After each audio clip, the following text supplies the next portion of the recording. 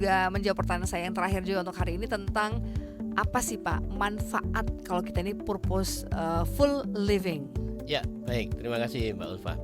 Jadi ketika kita menjadi orang yang purposeful living itu, kita akan menjadi terhindar dari sebuah kesombongan diri, Mbak Ulfa. Oke. Karena tanpa disadari ketika kita itu menurut persepsi kita, itu akan memunculkan kesombongan dan arogansi diri. Karena itu banyak tindakan-tindakan yang kita perjuangkan ternyata itu dasarnya justru kesombongan. Tadi contohnya, ketika kita punya anak itu di dalam mendidik itu ternyata saya mengambil langkah-langkah arogansi. Iya. Kan itu kesombongan sebetulnya. Sehingga Allah benturkan anak ini dengan cara tidak memiliki apa yang kita harapkan. Iya.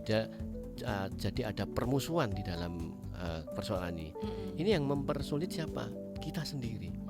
Maka hindari apa-apa menurut kita. Yang kedua, cobalah kita selalu apa yang terjadi ini tambatkan sandaran kita pada Allah. Ya. Jangan bersandar pada makhluk, manusia atau makhluk lain. Kita seringkali mendustakan atau justru melakukan sebuah kesirikan itu karena orientasi hidup kita pada makhluk. Kita memang tidak menyembah berhala, Mbak. Ya. Tapi kita ini ternyata memposisikan dominasi utama yang kita pilih jalan-jalan yang kesirikan justru itu.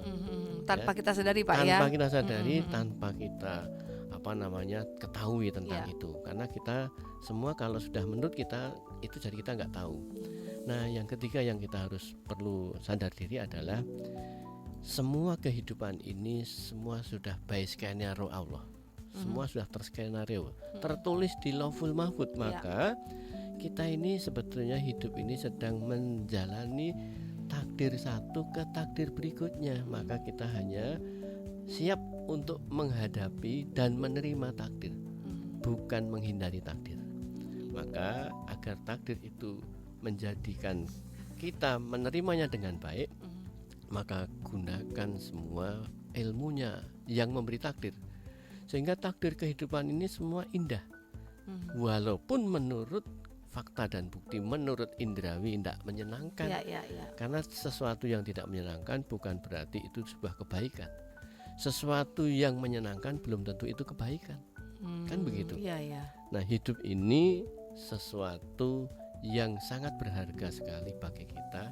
Jangan kita nggak sadar bahwa hidup ini sebuah hal yang sangat berharga. Maka harga ini bisa kita sadari itu berharga ketika kita tahu yang memberi penghargaan, Sang Maha Pemberi penghargaan.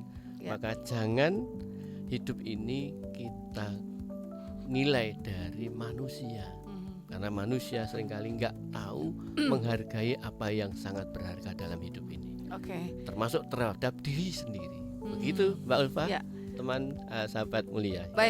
Baik, terima kasih Pak Tri untuk tema kita pagi hari ini yang sangat menginspirasi pasti.